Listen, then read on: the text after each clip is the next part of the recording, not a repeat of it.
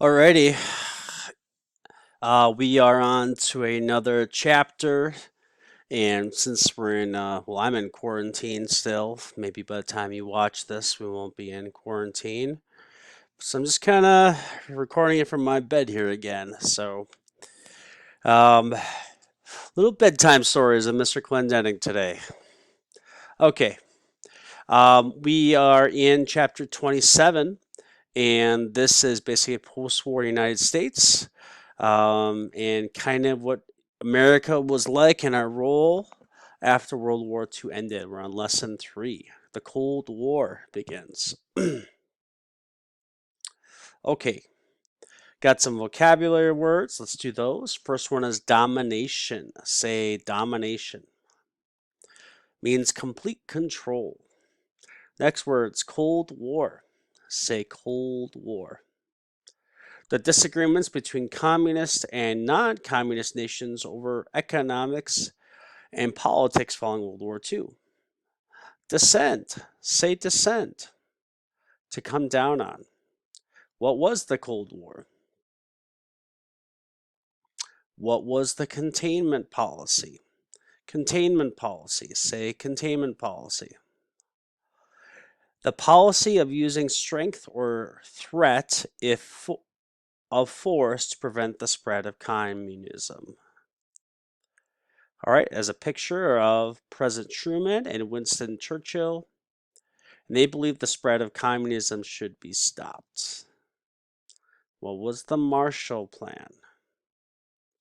Cold War divides Europe. Okay, so even if we were to just look at this map, you can see how problems are arising. NATO countries in Europe, so these are basically countries that are against communism. And you can see communist countries in Europe. So you can see a strong division between East and West Germany. Czechoslovakia is in the east through Yugoslavia, and you can see the rest of these are in the West or Western Europe. So that kind of gives you some context by just looking at that map. Okay, and then we could look at Asia as well and see somewhat of a correlation between North and South, right?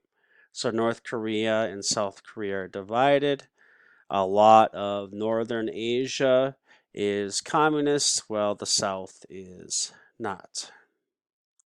Okay? What was the Berlin blockade and airlift? Word there is airlift, say airlift, using planes to deliver food and supplies. Why was NATO formed? And we have the review. It's a pretty big section. So hang on to your hat. I guess some of it's maps and stuff. Maybe not too bad. Here we go.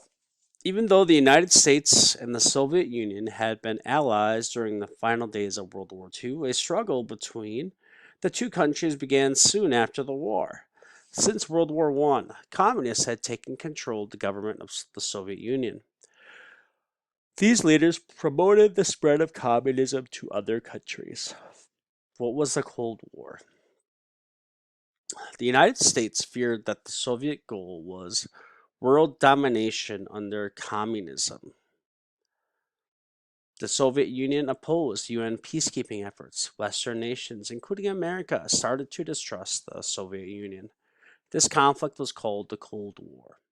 Its weapons were mainly economics and politics. The Cold War caused each nation to stay armed just in case it became an actual war. The Soviet Union promised to hold free elections in Eastern European countries when World War II ended. This was part of the Yalta Agreement.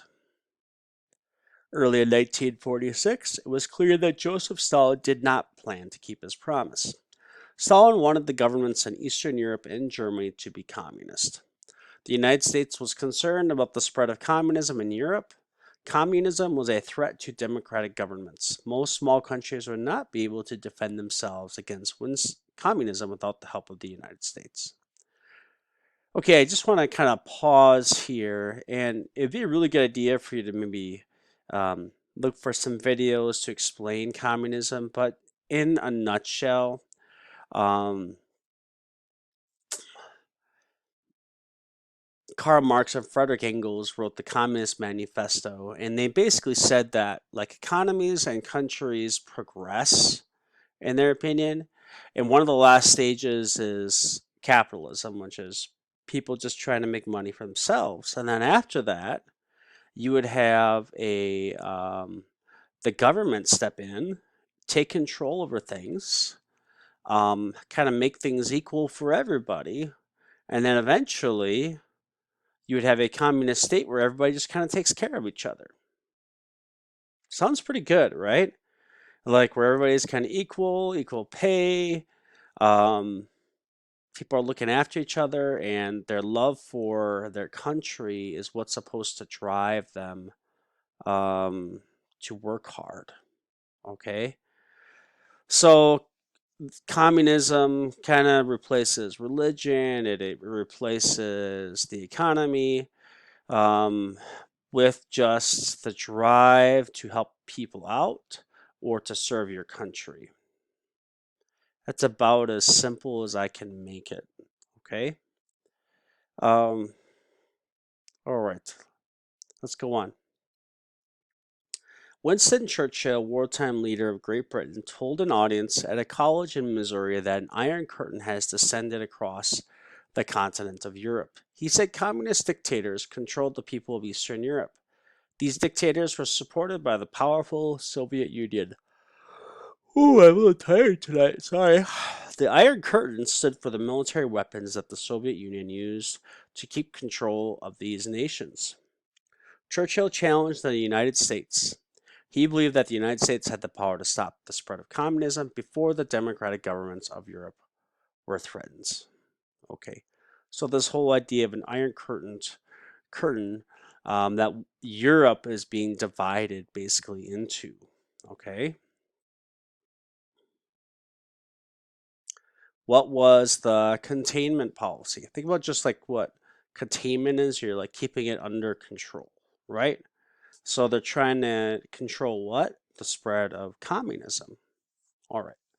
The United States believed it needed a policy to fight the spread of communism. It developed a new policy called the Truman Doctrine. The spread of communism was compared to water. Water flows wherever there is no resistance to it. The Soviet expansion was thought of in this way. Water can be contained by dams. Perhaps communism could be contained by applying American force wherever the Soviet Union tried to gain influence. The new policy of containment was tested in 1947. Turkey and Greece had serious political, don't yawn, see if you can resist it, they say it's contagious, and economic problems after World War II.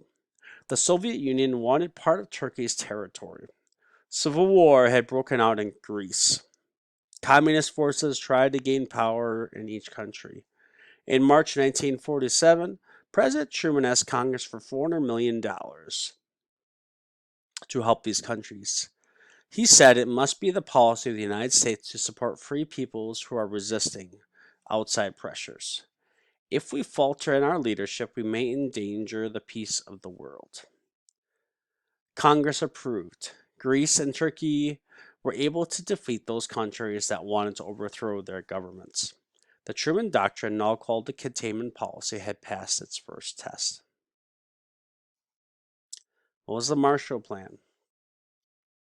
Secretary of State George C. Marshall knew that the United States had to help Europe after the war.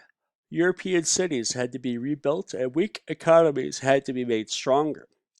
Marshall hoped to help Europeans avoid communist takeovers. He asked the leaders of Europe to find out how much money they needed to rebuild their countries. A 4-year, multi-billion dollar plan was proposed. Congress agreed to fund the European Recovery Program, or the Marshall Plan as it came to be known. The Soviet Union opposed the program.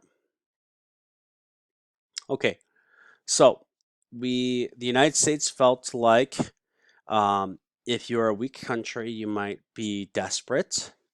Just like after World War One, countries turned to fascist dictators.